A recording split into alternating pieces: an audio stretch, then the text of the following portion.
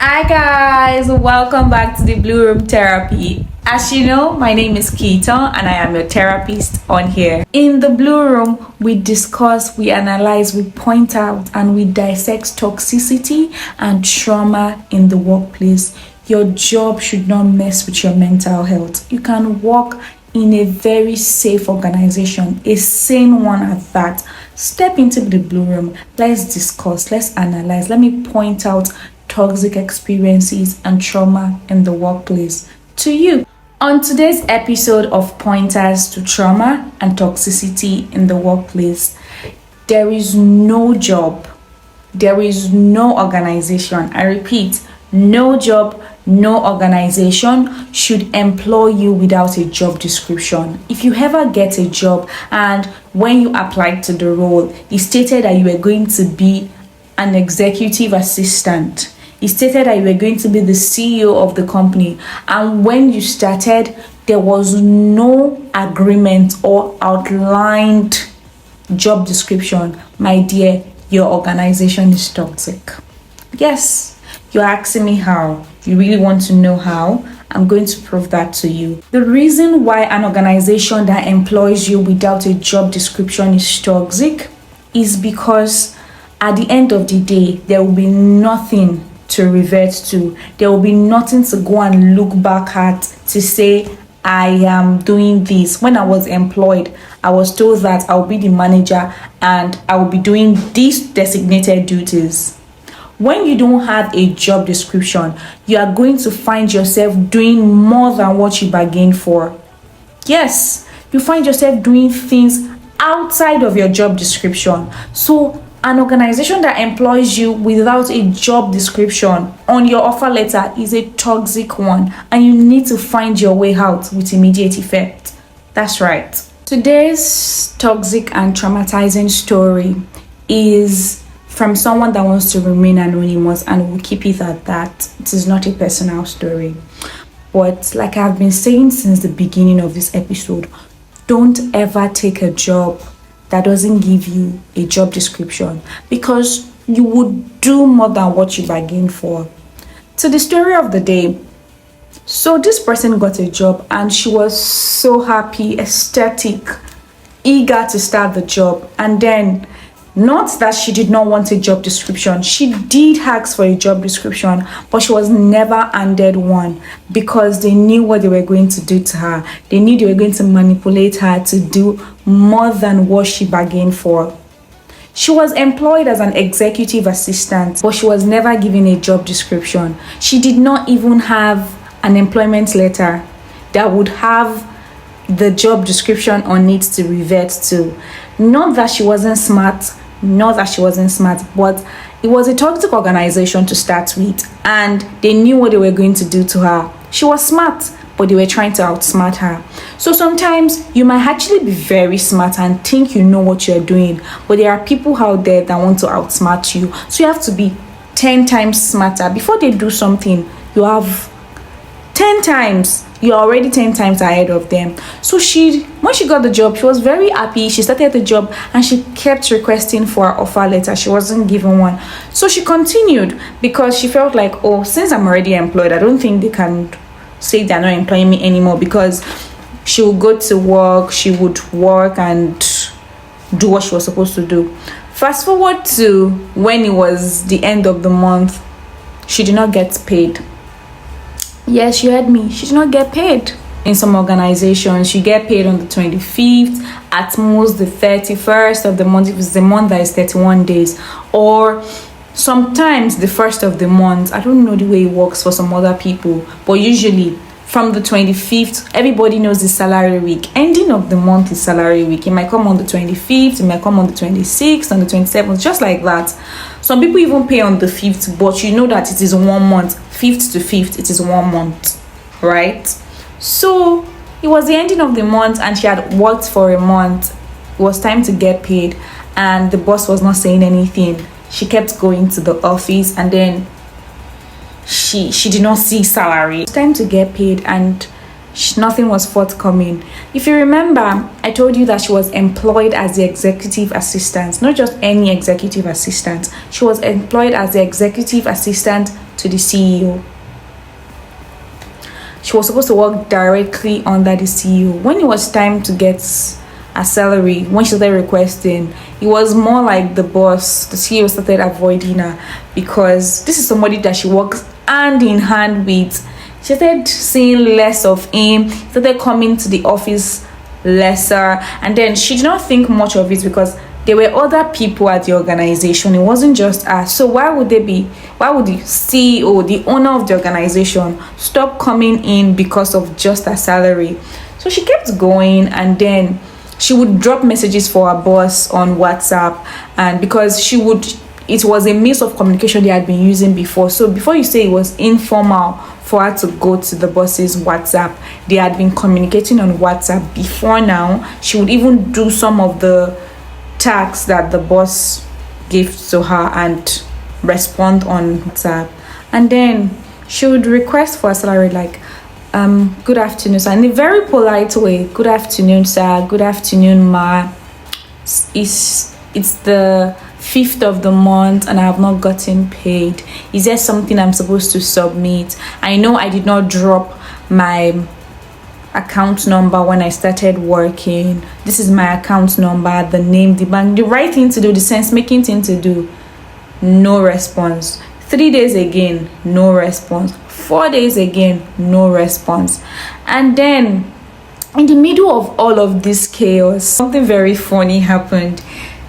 The boss had a partner that they work hand in hand together as well. You know what a partner means at an organization. It was probably one of the shareholders at the organization.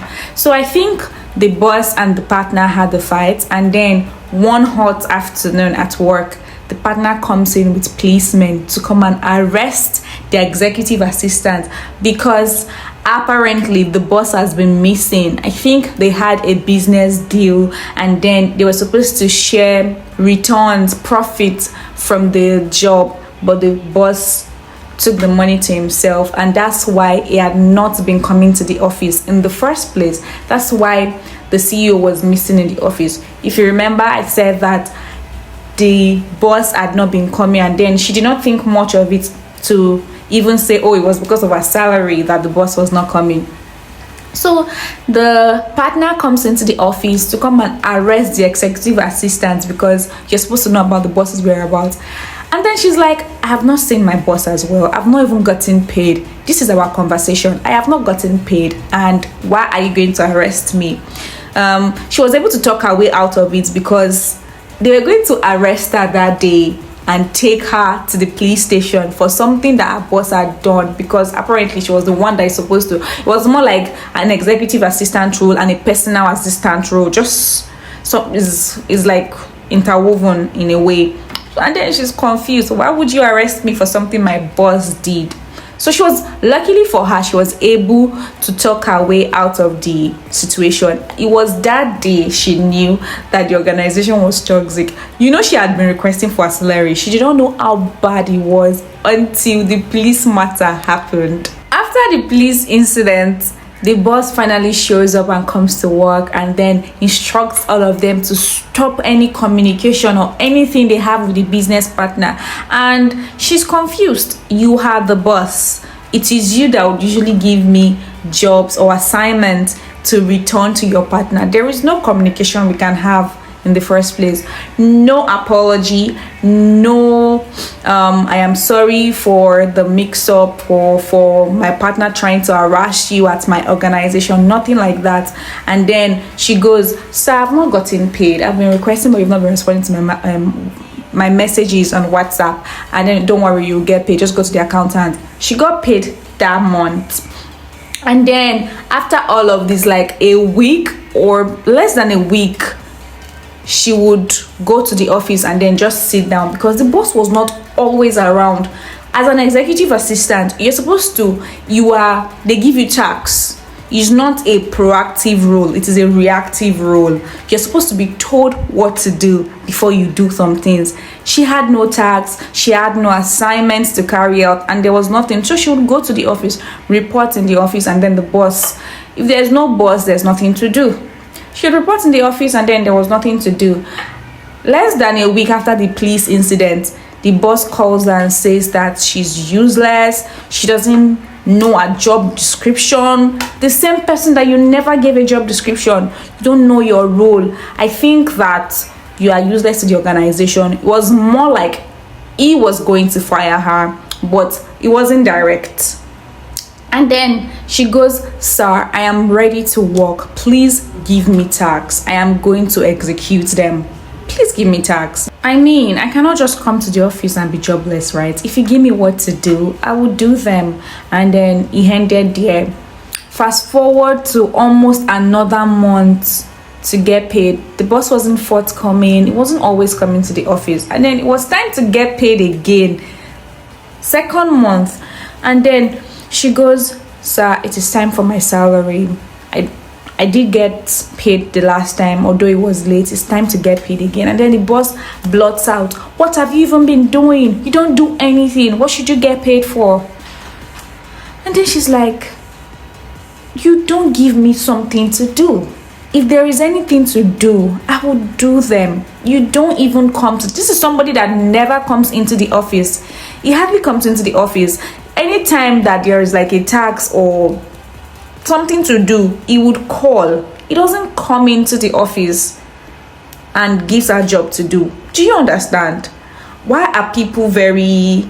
It was more like a narcissistic person. Why are you making me feel bad for something that you never allowed me to do?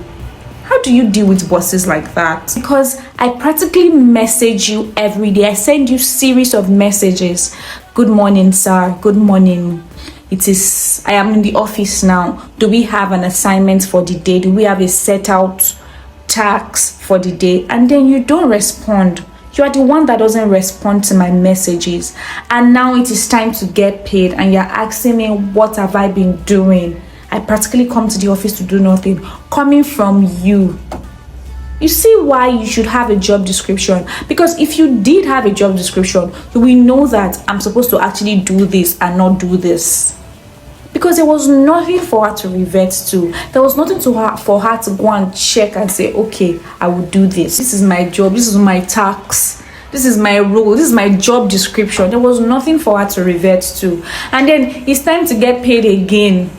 And then the manager says, "What have you even been doing? You're not productive.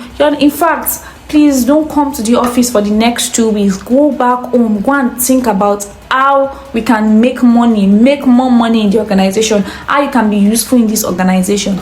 And then she's so confused. I am an executive assistant, not a business analyst, not a telemarketer. I am not a marketing department. I am not a sales representative. How we can make more money as an executive assistant? Please make it make sense to me. It's time for me to get paid and you're asking me these questions. Coming from you that doesn't come to the office or give me anything to do. So she goes home to serve the suspension, the punishment for not being productive, the punishments for not making more money for the organization as an executive assistant. She comes back from the 2-week suspension and then starts requesting for her salary again.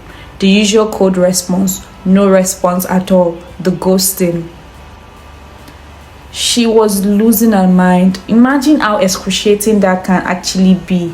Coming to the office every day and not getting anything to do. The worst part is you're wasting transport fare, you're dressing up, and then you're not able to do anything. It was almost like she was on exile at her own job because she was just by herself, always just looking around. The boss is not around. There's nothing for her to do. So she keeps requesting for her salary. It was going to the 3rd month already. It was almost time to get paid for another month. And then when the boss finally responds to her, says, "You should calculate the 2 weeks that you were on suspension and let me know how much it is that you're supposed to get paid." And then she goes, "Sir, please, I have bills to pay. I have been coming. Even the time that, it is almost time for another payment. The 2 weeks that I was at home, I have been working for extra 2 weeks and I had not gotten paid for last month. Sir, please, I just want my salary." And then he doesn't respond again. I think after a while, she said she had to resort to praying to God and all those things. After a while, she gets paid and then she quits the job. Imagine resorting to emotional blackmail, telling her that you had not been coming for 2 weeks, so you're not going to get paid for 2 weeks. Imagine. Don't ever take a job that doesn't define your job role. Don't do it. A job description should be a topmost priority after you get employed. Even before, on your offer letter, if it is not stated, you have every right to revert to the HR and say, good afternoon, ma'am. Good morning, sir. My job description was not stated in my offer letter. Can I please have a document that states it? You have every right to it. It is a job that you're going to get paid for. Don't be scared of speaking up, because before you know it, you will do more than what you bargained for. People are toxic. People are very, very toxic. They would use you and dump you at the end of the day. Because like I always say, it's going to be you. When they dump you, it's going to be you that is going to be jobless at the end of the day. When you start working extra hours without being paid for the extra hour, when you start doing the job of a salesperson, a marketer, as a customer support person, nobody will be there. It is your own. It's going to be your own. It's going to be your emotions. It's going to be your mental health. It's going to be all over the place. So please, always pick you. Like I always say, it's going to be you versus you at the end of the day. Nobody else. I repeat, nobody else. Please don't forget to subscribe, comment, like, turn on your post notification for the Blue Room Therapy. Signing out, your corporate therapist, Keaton. Bye.